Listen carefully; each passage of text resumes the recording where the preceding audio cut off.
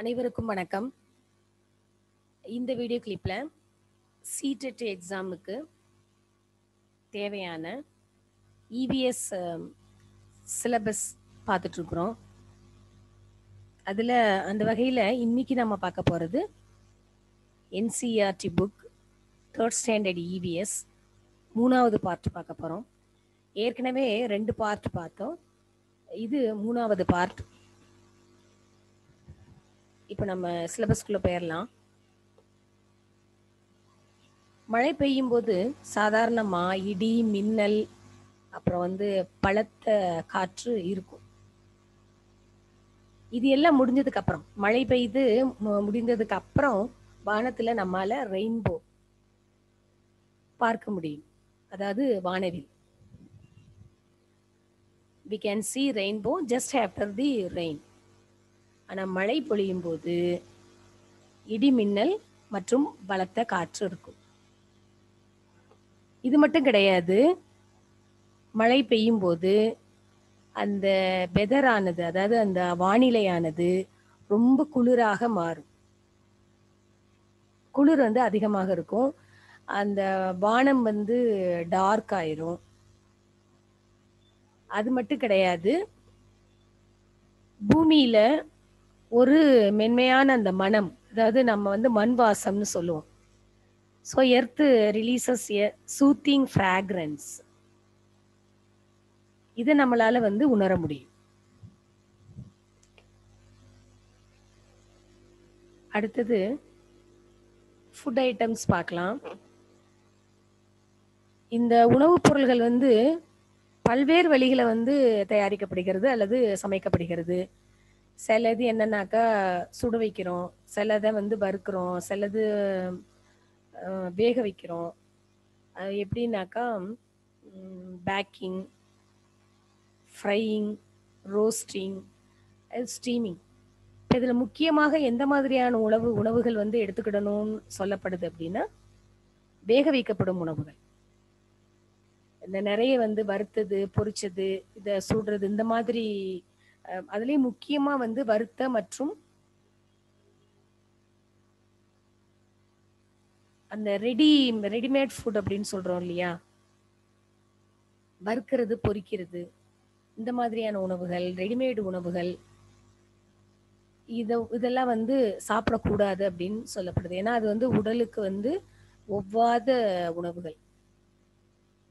நம்ம அதிகமாக நம்ம எந்த மாதிரியான உணவுகள் சாப்பிடணும்னா, வேக வைத்த உணவுகள், அதுக்கடுத்தது சில இது சுட வைக்கிறது, இந்த மாதிரியான உணவுகள் தான் எடுத்துக்கிடணும் அப்படின்னு நம்மளுக்கு அறிவுறுத்தப்படுகிறது. நம்ம அடுத்து பார்க்கறது ரயில்வே ட்ராக், அதாவது road of iron. Road of iron அப்படின்னா it means railway tracks. Railway tracks எதுக்கு பயன்படுது? On these tracks the trains run. இந்த ரயில்வே ட்ராக் அப்படின்னு சொல்லப்படுற இந்த ரோடு அயனால் ஆனது, இரும்பால் ஆனது. இதில் தான் ட்ரெயின் உருண்டு ஓடுகிறது. இப்போ நம்ம அடுத்து பார்க்கிறது பாத்திரங்கள், வெசல்ஸ், யுட்டென்சில்ஸ். இவைகள் பெரும்பாலும் தாமிரம், அதாவது காப்பர், தாமிரம், ஸ்டீல், எஃகு, நேச்சுரல் கிளே, இயற்கை களிமண், அயன், இரும்பு மற்றும் கிளாஸஸ், அதாவது கண்ணாடியினால தயாரிக்கப்படுது. இதுலேயே இப்போ கிளேல தயார் பண்ணுற பாத்திரங்களே இப்போ நிறைய வர ஆரம்பிச்சிருச்சு இல்லையா? முதலோட ரொம்ப அட்வான்ஸ்டாக இருக்குது இப்போ எல்லாம் வெசல்ஸ், யூட்டன்சில்ஸ்லாம். ஆனால் அண்ட் ஏர்லி பீப்புள், அதாவது ஆரம்ப காலத்தில் பழைய கால மக்கள் பாத்திரங்கள் தயாரிக்கிறதுக்கு எதை பயன்படுத்தினாங்க அப்படின்னா, நேச்சுரல் கிளே, அதாவது இயற்கை களிமண். அடுத்தது பிரான்ஸ், வெண்கலம். அதுக்கடுத்ததா பிராஸ், பித்தளை, தென் காப்பர், தாமிரம். இதுகளை தான் வந்து அதிகமாக பயன்படுத்தினாங்க. இப்போ இங்க உங்களுக்கு காமிச்சிருக்கிற இந்த டேபிள் என்ன அப்படின்னா, வெஹிக்கிள் என்னென்ன, அதுல வந்து நம்பர்ஸ் ஆஃப் வீல் எத்தனை, இது வந்து ஓட்டுறது, அதாவது ஓட்டுறதுக்கு வந்து எதை யாரை வந்து பயன்படுத்துறோம். இப்போ ஃபார் எக்ஸாம்பிள் பஸ் அப்படின்னாக்கா 4 இல்லைனாக்கா மோர் தென் 4 வீல்ஸ். இதை டிரைவ் பண்றது யாரு? ஹியூமன். இதுக்கு எதுக்கு எது மூலமா இதை நம்ம ஓட வைக்கிறோம், எது பயன்படுது இந்த பஸ் ஓடுறதுக்குனாக்கா டீசல் ஆர் பெட்ரோல் இல்லையா. அதே மாதிரி இப்போ புல்லக் கார்ட் எடுத்துக்கிட்டோம் அப்படின்னாக்கா அதுக்கு 2 வீல். இது வந்து அனிமல்ஸ் தான் இதை ஓட்டுறதுக்கு நம்ம பயன்படுத்துறோம். அடுத்தது கார்ட் எடுத்துக்கிட்டோம்னாக்கா இதுக்கு 2 இல்லை 4 வீல் இருக்கும். இது வந்து நம்ம இது மனுஷங்க தான் ஓட்டுறது இதை. அடுத்தது ஸ்கூட்டருக்கு வந்து 2 வீல், இதையும் நம்ம வந்து மனுஷங்க தான் ஓட்டுறோம். இதுக்கு பெட்ரோல் அல்லது டீசல் பயன்படுத்தப்படுது. ரிக்ஷா அப்படின்னாக்கா அதுக்கு வந்து 3 வீல், இது வந்து ஹியூமன் தான் ஓட்டுறாங்க. இது மோட்டார் ரிக்ஷா அப்படிங்கிறது அது தனி. அடுத்தது வந்து காருக்கு 4 வீல்ஸு, ஹியூமன்ஸ் ஆர் டிரைவிங். இதுக்கு petrol or diesel or gas பயன்படுத்தப்படுது. அடுத்தது மெட்ரோ ரயில், இது வீல்ஸ் வந்து மோர் தென் 4, அதோட நீளத்தை பொறுத்ததுன்னு வச்சுக்கோங்களேன். அடுத்தது இதை ஓட்டுறது வந்து ஹியூமன். எதனால ஓடுதுனாக்கா எலக்ட்ரிசிட்டி. ட்ரெயின் அப்படின்னு எடுத்தோம்னாலும் இதுவும் மோர் தேன் 4. ஒவ்வொரு பெட்டிக்கு நீங்க கனெக்ட் பண்ணீங்கன்னா எத்தனை பெட்டி இருக்குதோ அத்தனை வந்துகிட்டே இருக்கும். அந்த அளவுக்கு வந்து போயிட்டே இருக்கும், அதோட எண்ணிக்கை வந்து அதிகமாகிக்கிட்டே போகும் இல்லையா. இதை ஓட்டுறது வந்து ஹியூமன் தான். இதுக்கு பயன்படுத்துறது வந்து பெட்ரோல், எலக்ட்ரிசிட்டி. நீராவி என்ஜின் எல்லாம் இப்போ தாண்டி வந்துட்டோம், அது கரி அதெல்லாம் தாண்டி வந்தாச்சு இல்லையா. அடுத்து பாருங்க போட்டுக்கு வந்து வீல் இல்லை, ஏன்னா அது தண்ணியில மிதக்கிறது இல்லையா. இதை வந்து ஹியூமன் தான் ஆப்ரேட் பண்றாங்க. அடுத்தது ட்ரக்கில் வந்து 4 or more then 4 wheels operating by human using petrol or diesel. அடுத்தது பைசைக்கிள் 2 வீல்ஸ், அப்புறம் அது டிரைவிங் பை ஹியூமன். அடுத்தது மோட்டார் சைக்கிள் வந்து 2 wheels, driving by human by using petrol or diesel.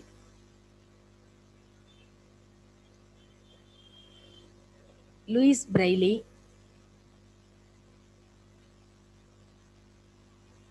இவர் வந்து பிரான்ஸை சேர்ந்தவர். ஒரு நாள் அவருக்கு கிட்டத்தட்ட ஒரு 3 வயது இருக்கும்போது அவர் தன்னுடைய தந்தையினுடைய கருவிகள், அதாவது அவர் வேலைக்காக பயன்படுத்தும் அந்த டூல்ஸ் வச்சு விளையாடிட்டு இருக்கிறாரு. அப்போ அந்த ஒரு டூலானது, அவருடைய அந்த கூர்மையான கருவியானது அவருடைய கண்களை வந்து காயப்படுத்திடுது. இதனால அவர் தன்னுடைய கண் பார்வையை இழக்கிறார். ஆனாலும் அவருக்கு வந்து படிப்புல ரொம்ப ஆர்வம் இருந்ததுனால அவர் அந்த படிப்பை அவருக்கு விட மனசு இல்லை. ஏதாவது ஒரு வகையில படிக்கணும் எழுதணும் அப்படின்னு நினைச்சிட்டே இருந்தாரு. அதுக்கான வழிகளை வந்து தேடிட்டே இருந்தாரு. இறுதியா அவர் ஒரு வழியை கண்டுபிடிக்கிறாரு. என்ன அப்படின்னாக்கா, தொட்டு உணர்வது மூலமா வந்து வாசிக்கிறது, அதாவது தொட்டு உணர்வதன் மூலம் வாசித்தல். இந்த வாசிப்பு முறைக்கு பின்னாடி பிரெயில் ஸ்கிரிப்ட் அப்படிங்கிறது வந்து கண்டுபிடிக்கப்பட்டு மற்றவர்களுக்கும் வந்து அறிமுகப்படுத்தப்பட்டது. இந்த வகை ஸ்கிரிப்ட்ல என்ன ஸ்பெஷல் அப்படின்னாக்கா, ஒரு தடிமனான காகிதத்துல கொஞ்சம் தடிமனான, அதாவது அந்த பேப்பரை விட கொஞ்சம் உயரமா உள்ள அந்த புள்ளிகளுடைய வரிசைகள் வந்து முறைப்படுத்தப்பட்டிருக்கும். இந்த புள்ளிகள் வந்து இப்படி எழுதப்படுறதுனால அந்த புள்ளிகளின் மேல் அந்த நம்மளுடைய அந்த விரல்களை இயக்குவதன் மூலமாக, நம்மளுடைய விரல்களை வைத்து அந்த புள்ளிகளை, அந்த மேடு மேடா இருக்கிற அந்த புள்ளிகளை வந்து நம்ம பயன்படுத்துறது மூலமா இத நம்ம படிக்கலாம். இது வந்து பேப்பரோடு கொஞ்சம் மேலே எழும்பி இருக்குது இல்லையா. அப்ப நம்ம அந்த விரலை வச்சு அதை தொட்டு தொட்டு உணர்ந்து அதை அப்படியே நம்ம வந்து அந்த ஸ்கிரிப்ட் வந்து படிக்கலாம். இந்த ஸ்கிரிப்ட் வந்து 6 புள்ளிகளை வந்து அடிப்படையாக கொண்டது. இந்த இப்பெல்லாம் வந்து பிரெயிலோட இந்த ஸ்கிரிப்ட் பல மாற்றங்களை வந்து சந்திச்சுக்கிட்டே வருது. இதுல வந்து நிறைய அட்வான்ஸ்டு வந்துகிட்டே இருக்கு. இதனால வந்து வாசிக்கிறது எழுதுறது வந்து ரொம்ப எளிமையாக்கப்பட்டுள்ளது. இன்னும் நம்ம சொல்ல போனா இந்த பிரெய்லி முறையானது கம்ப்யூட்டர்லயும் நம்ம வந்து பயன்படுத்துற அளவுக்கு வந்து டெவலப் ஆயிருக்குது இல்லையா? இது வந்து ரொம்ப பெரிய விஷயம். ரொம்ப ஒரு வரவேற்க தகுந்த ஒரு வசதியான முறை. இவருடைய பெயரிலேயே இந்த பிரெய்லி ஸ்கிரிப்ட் அப்படின்னு வந்து இவருடைய பெயரிலேயே இது மக்களால் அறியப்படுகிறது. அடுத்தது இவங்களை பார்த்தோன்னே உங்களுக்கு தெரியும், Sania Mirza is a tennis player.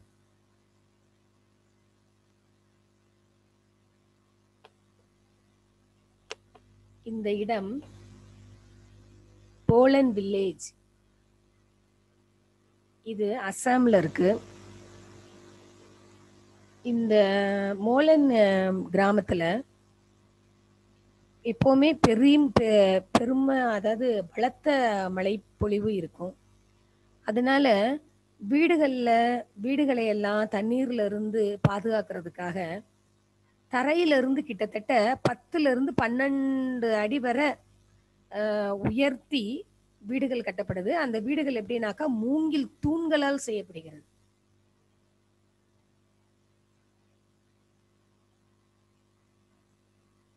இங்க உள்ள வீடுகள் வந்து கொஞ்சம் உயரமாவே கட்டப்படுது. இது சாய்வான கூரைகள் வந்து இருக்கு. ஏன் அந்த சாய்வான கூரைகள் அப்படின்னாக்கா தண்ணி வந்து எளிதில் கீழே போற மாதிரி கூரைகள் வந்து சாய்வாக இருக்கும். வீடுகளினுடைய உள்புறங்கள் வந்து மரத்தால் உருவாக்கப்பட்டிருக்கும். வீடு வந்து உயரமா இருக்கிறதுனால அந்த வீட்டுக்குள்ள நுழையிறதுக்காக மக்கள் வந்து ஏணியை பயன்படுத்திக்கிறாங்க. அதோட இந்த ஏணி நைட்ல வந்து எடுத்து வச்சிருவாங்க. அந்த மாதிரி எடுத்து வைக்கிறதுனால விலங்குகள் கிட்ட இருந்து இல்ல மற்ற வேண்டத்தகாத ஜந்துக்கள் கிட்ட இருந்து மக்களை வந்து பாதுகாக்கிறதுக்கு இந்த ஏணிகள் வந்து பயன்படும். அதனால ஏணியை வந்து எடுத்து வச்சிருவாங்க. இந்த ஏணி அவங்க வீட்டுக்குள்ள போறதுக்கு பயனுள்ளதா இருக்கும். அடுத்தது இப்ப நம்ம பார்க்கிற இந்த வீடு வந்து மணாலி வந்து ஒரு மலைப்பாங்கான பகுதி. இங்க வந்து எப்பவும் பலத்த மழை இருக்கும். மக்கள் வந்து ரொம்ப குளிரா இருக்கும்போது வெயில்ல தான் பெரும்பாலும் இருக்கிறதுக்கு விரும்புவாங்க. இந்த வீடோட ஸ்பெஷல் என்ன அப்படின்னா, இந்த வீடுகள் வந்து கல்லு மற்றும் மரத்தால் உருவாக்கப்பட்டிருக்கும். கல்லு அப்புறம் மரம், அதுக்கடுத்து கல்லு அப்புறம் மரம், இப்படி மாற்றி மாற்றி வந்து அந்த வீடு உருவாக்கப்பட்டிருக்கும். ஏன்னா மழையிலிருந்து குளிரிலிருந்து பாதுகாத்துக் கொள்வதற்காக இந்த மாதிரியான வீடுகள் அமைப்பை பெற்றிருக்கும். நியூ டெல்லி, உங்களுக்கு பார்த்தோன்னே தெரியும் நியூ டெல்லி. பெரும்பாலான கிராமம் மற்றும் நகரங்களை சேர்ந்தவர்கள் வந்து வேலை தேடி டெல்லிக்கு அந்த மாதிரியான பெரிய நகரங்களுக்கு தான் வர்றாங்க. இங்க வந்து மக்கள் பெரும்பாலும் நகரத்துல குடியேறதுனால ஏராளமான மக்கள் இங்க வசிக்கிறாங்க. அதனால இடம் வந்து குறைவா இருக்குது. நிறைய பேருக்கு வந்து வீடுகளே கிடைக்கிறது இல்ல, வீடுகளே இருக்கிறது இல்ல அவங்களுக்கு. அப்ப அந்த மாதிரியான மக்கள் வந்து சேரிகளில் வாழ வேண்டிய கட்டாயம் ஏற்படுகிறது. பலருக்கு வந்து அது கூட கிடைக்கிறது கிடையாது. அவங்க எப்படின்னாக்கா எங்க பார்த்தாலும் அங்கங்க கிடைக்கிற இடத்துல தூங்குறாங்க. இல்ல சாலையிலேயோ நடைபாதையிலேயோ ஏதாவது ஒரு பஸ் இல்ல ட்ரெயின் அந்த நிலைய ஸ்டேஷன்லயோ இப்படிதான், ரயில்வே ஸ்டேஷன் பஸ் ஸ்டாண்ட் இப்படிதான் தூங்குறாங்க. உண்மையிலேயே வந்து இந்த மாதிரியான நகரங்கள்ல தங்கும் இடம் அப்படிங்கிறது மிகப்பெரிய பிரச்சனையா தான் இருக்குது.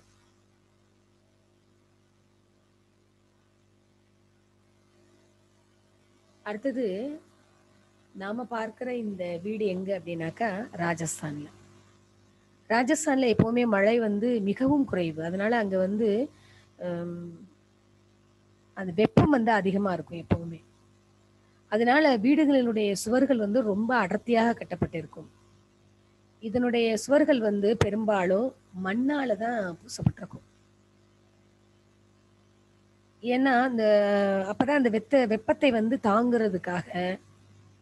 அடுத்து வந்து கூரைகள் வந்து எப்படின்னாக்கா முள் புதர்களால் ஆக்கப்பட்டிருக்கும்.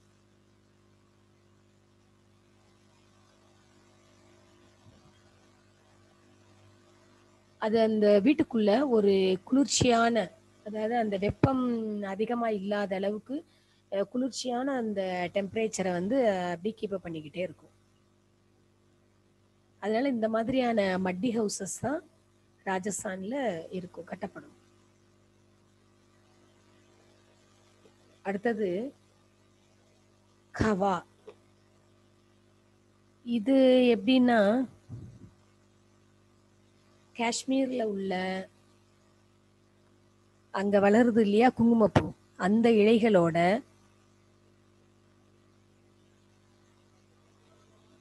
அந்த கிரீன் டீ லீவ்ஸ், அதாவது பச்சை தேயிலை இலைகள் இருக்கு இல்லையா, அதை சேர்த்து வேக வச்சு அதோட இந்த லவங்கப்பட்டை, அதாவது சின்னமான் பார்க், கார்டமம் பார்ட்ஸ், ஏலக்காய். ஏலக்காயிலையுமே வந்து காய் நம்ம வந்து இங்க ட்ரை பண்ணியிருக்கிறத பயன்படுத்துவோம் இல்லையா, அங்க வந்து அந்த கிரீன் டீ லீவ்ஸ், அந்த பச்சை தேயிலை இலைகள், லவங்கப்பட்டை, ஏலக்காய், பச்சை ஏலக்காய். அதுக்கப்புறம் வந்து சில நேரங்கள்ல அந்த காஷ்மீர் ரோஸ், அது எதுக்குனாக்கா ஃப்ராக்ரன்ஸுக்காக சேர்க்கப்படுது. அதெல்லாம் வந்து சேர்த்து கொதிக்க வைத்து சர்க்கரையோ இல்ல தேனோ இது கலந்து, இல்ல தேவைப்பட்டா அவங்க கிட்ட இருக்கிறதுக்கு ஏத்த மாதிரி அந்த நட்ஸ், சாதாரணமா அவங்க பயன்படுத்துறது வந்து பாதாம் இல்லைனாக்கா வால்நட்ஸ், இதுகளோடு சேர்த்து வழங்கப்படும் காஷ்மீரில் பிரபலமான மக்களால் விரும்பி அருந்தப்படும் ஒரு வகையான டீ. இதுலயுமே சில இதுல அந்த பச்சை தேயிலை சேர்க்காம சில இது மூலிகைகள் இருக்குது இல்லையா, ஹெர்பல்ஸ், இதை பயன்படுத்தியும் கிரீன் டீ வந்து தயாரிக்கப்படுது. இது காஷ்மீரில் தயாரிக்கப்படும் ஒரு நறுமண மிகுந்த, அவர்களுடைய கிளைமேட்டிற்கு ஏத்த மாதிரி உடம்பிற்கு பயனளிக்கக்கூடிய ஒரு பானம். நம்ம இங்க கிரீன் டீன்னு சொல்லுவோம். அதோட இவங்க மற்ற பொருள்களும் வந்து சேர்க்கிறாங்க. எங்கன்னா காஷ்மீர்ல. அடுத்தது நம்ம இங்க பார்த்துட்டு இருக்கிறது ஷிகாரா. இது என்னன்னா காஷ்மீர்ல உள்ள ஒரு wooden boat. எங்கன்னாக்கா on Dal lakh. இது மற்ற வாட்டர் பாடிஸ்லையும் கூட பயன்படுத்தப்படுது. எங்கன்னாக்கா ஸ்ரீநகர். ஸ்ரீநகர் எங்க இருக்குது? ஜம்மு அண்ட் காஷ்மீர். ஜம்மு அண்ட் காஷ்மீர் இந்தியாவில் இருக்கு. So the shikara is a type of wooden boat found on Dal lake and other water bodies of Srinagar in Jammu and Kashmir, India. இந்த ஷிகாராங்கிறது இந்தியாவில் ஜம்மு காஷ்மீரில் உள்ள ஸ்ரீநகர் தால் ஏரி அதோட பிற நீர்நிலைகளில் காணப்படுற ஒரு வகை மரப்படகு. இந்த ஷிகாரா அப்படிங்கிற இந்த உடன் போட்டு வெவ்வேறு அளவுகளில் வெவ்வேறு வடிவங்களில் போக்குவரத்துக்கு பல்வகை நோக்கங்களுக்காக பயன்படுத்தப்படுகிறது. இது வந்து பூக்கள் கொண்டு போகிறதுக்கோ இல்லை காய்கறிகள் கொண்டு போகிறதுக்கோ இல்லை மற்ற உணவுப் பொருட்கள் பழங்கள் கொண்டு போகிறதுக்கோ பயணிகள் பயணிக்கிறதுக்கோ இந்த மாதிரி தங்குறதுக்கோ இந்த மாதிரி வெவ்வேறு வகைகளில் வெவ்வேறு விதங்களில் பயன்படுத்தப்படுகிறது. சாதாரணமாக ஒரு ஷிகாரா உடன் போட் அப்படின்னாக்கா அதில் 6 பேர் அமர்ற மாதிரி, அதாவது டிரைவரோட சேர்த்து அந்த படகை ஓட்டுபவரோட சேர்த்து சாதாரணமாக பயன்படுத்தப்படுகிறது. அடுத்தது சார் சினார். இந்த சார்ஜினார் அப்படிங்கிறது சார்ஜ்னாரி, ரோபாலாங் ஆர் ரூபாலங் இந்த மாதிரியான பெயர்களையும் வந்து அழைக்கப்படுகிறது. இது ஒரு காஷ்மீர் ஜம்மு தால் ஏரி வந்து தால் ஏரி மாதிரி எங்கன்னாக்கா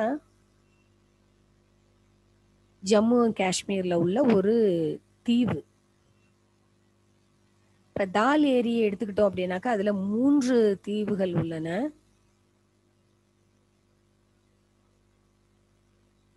மொத்தம் தால் ஏரியில 3 தீவு இருக்குது. Dal Lake includes 3 islands, 2 of which are marked with beautiful chinar trees. 3 மரங்களால அது வந்து அடையாளம் காணப்படுகிறது.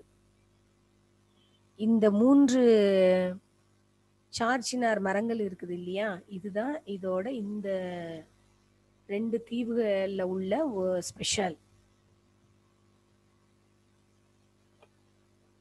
அடுத்தது பாருங்க,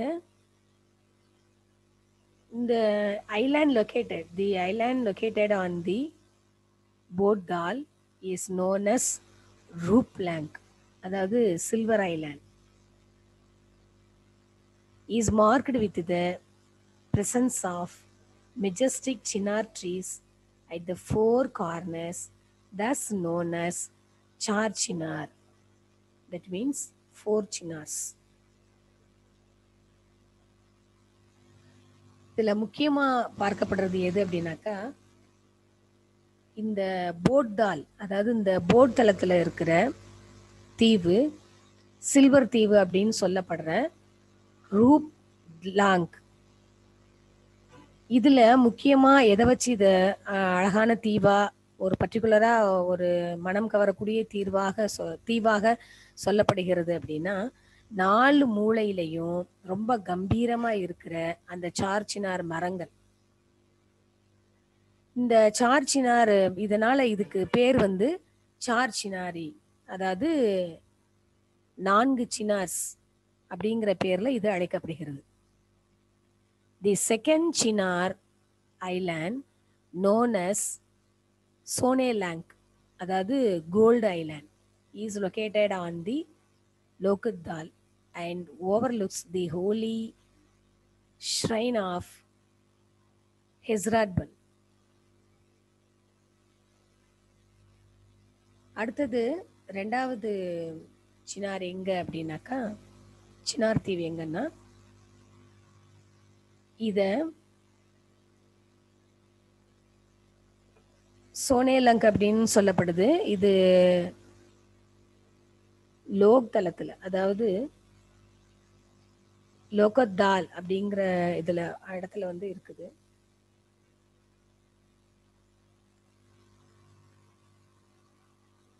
இந்த முக்கியமான இந்த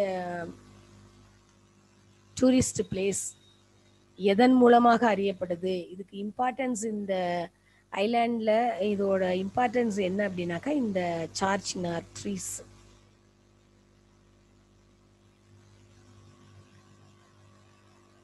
முதல்லது சில்வர் ஐலாண்ட், அதாவது ரூப் லேங். அடுத்தது கோல்டு ஐலாண்ட், சோனேலாங். இது ஒரு முக்கியமான டூரிஸ்ட் பிளேஸ் காஷ்மீர்ல. அடுத்தது இக்லூஸ். எஸ்கிமோக்கள் வந்து கிரீன்லாண்ட்ல இந்த இக்லூஸ் அப்படிங்கிற வீடுகள்ல தான் வசிக்கிறாங்க. இந்த இக்லூஸ் வந்து பனி தொகுதிகளால் ஆனது, பனி கட்டிகளால் வந்து உருவாக்கப்படுவது. ஆனா இந்த இக்லூஸ் அப்படிங்கிறது வீட்டுக்கு உள்பகுதி வந்து நல்ல சூடாக இருக்குது. ஆனா இதுக்கு பயன்படுத்தப்படுறது என்ன அப்படின்னாக்கா பனி, பனியால் உருவாக்கப்படும் வீடு. கிரீன்லாண்ட்ல எஸ்கிமோஸ் அப்படிங்கிற மக்களால் வசிக்கப்படும் வீடு. பனியினால் கட்டப்பட்டிருந்தாலும் வீட்டின் உள்புறம் மிகவும் சூடான தன்மையுடன் இருக்கிறது. அடுத்தது இந்த வீடு பாருங்க. மண், உலர்ந்த முள் புதர்கள் மற்றும் கல் ஆகியவை வந்து இந்த குடிசைக்கு பயன்படுத்தப்படுகிறது. மட், dried thorny bushes and stone are used for hut. So இது வந்து நல்ல குளிர்ச்சியை கொடுக்கக்கூடியது. ஆனால் இதே சமயம் இப்போ இந்த டென்ட் எடுத்துக்கிட்டிங்கன்னாக்கா அதுக்கு வந்து எது அதிகமாக எதனால உருவாக்கப்படுகிறது இந்த டென்ட் அப்படின்னாக்கா, துணி அல்லது கேன்வாஸ். துணி அல்லது கேன்வாஸ் மூலமாக இந்த டென்ட் உருவாக்கப்படுகிறது. Cloth or canvas is used for tent. அடுத்தது boat. wood is used for house boat. Boat அப்படிங்கிறது மரத்தால் உருவாக்கப்படுகிறது. அடுத்தது கட்டிடம். அதாவது மல்டி ஸ்டோரைடு பில்டிங், அடுக்குமாடி கட்டிடம்னு சொல்றோம் இல்லையா.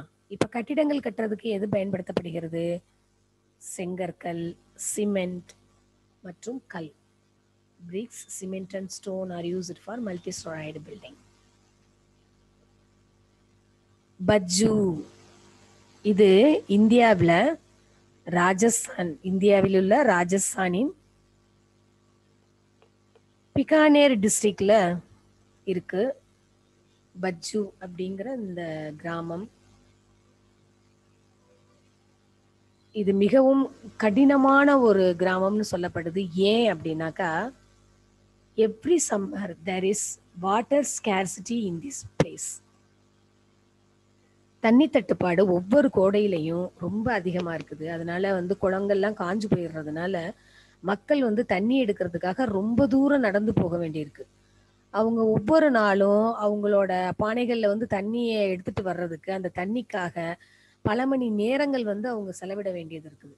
இதனால அவங்க சூடான அந்த மணல்ல நடக்கும்போது, ஏற்கனவே மழை இல்லாம அதிகமான வெப்பமான பூமிங்கிறதுனால கால்கள்ல வந்து கொப்புளங்கள், அந்த எரிச்சல், இதெல்லாம் வந்து அவங்க லைஃப்ல தவிர்க்க முடியாத ஒன்றாக ஆகிடுது.